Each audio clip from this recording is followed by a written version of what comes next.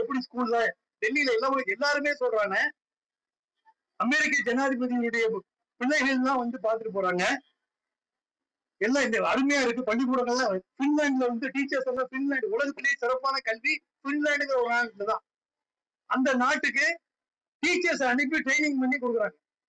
இதெல்லாம் பண்றாங்கன்னு சொல்லிட்டு தமிழக முதலமைச்சர் மட்டும் இல்ல, எல்லாருமே பார்த்தாங்க. ஒவ்வொரு மாநில முதலமைச்சர்கள்லாம் போய் டெல்லியில பார்த்துட்டு அதை போல இங்க உருவாக்குகிறோம்னு சொல்லிட்டு இங்க வந்தார். உருவாக்குனதோட மட்டும் இல்லைங்க, இங்க அவரையே கூப்பிட்டு அரவிந்த் கெஜ்ரிவாலையே கூப்பிட்டு இங்க அவர் கையாலேயே துவக்கி வைக்கிறார். ஏன்னா நம்ம தமிழ்நாட்டுல நிறைய பார்த்திருக்கோம். ஜெயலலிதா காலத்துல எதை செஞ்சாலும் நான் செஞ்சேன். ஜெயலலிதா அவங்க உத்தரவுப்படிதான் நடக்கும். ஆனால் அதெல்லாம் இல்லாம நடந்தது.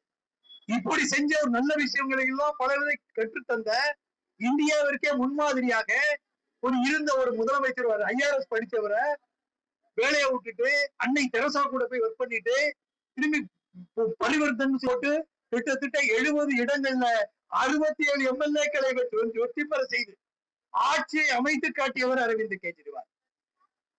எந்த ஊழலை ஒழிக்கணும், மக்களுக்கு 1 லட்சம் ரூபாய்க்கு ரோடு போட சொன்னா 1 லட்சம் ரூபாய்க்கு ரோடு போடணும். 60,000 ரூபாய்க்கு போட்டு 40,000 ரூபாய் திருடி பாக்கெட்ல போட்டு போனா அந்த ரோடா இருக்குமா? இதெல்லாம் அதுதான் ஊழல்ங்கிறது. இதெல்லாம் ஒழிக்கணும்னு நாங்க வந்தோம். எங்களை என்ன பண்ண தெரியுமா? ஊழலை ஒழிக்கணும்னு நீ சொல்ற, உன்னை ஊழலை வச்சே உன்னை காலி பண்றேன்னு சொல்லி வேற எதுவும் சொல்ல முடியல. இவர் அதை பண்ணாரு, இதை பண்ணாரு, ஏமாத்திட்டாரு, மக்களை சுரண்டிட்டாரு, மக்கள் பணத்தை பிடிக்கிட்டாரு, இப்படின்னு எதுவுமே சொல்ல முடியல. முயற்சி பண்ணி பாக்குறோம், தடுத்து பாக்குறோம். ஏன்னா நாங்க டெல்லியில மட்டும் ஜெயிக்கல, பஞ்சாப்லயும் ஜெயிச்சிட்டோம்.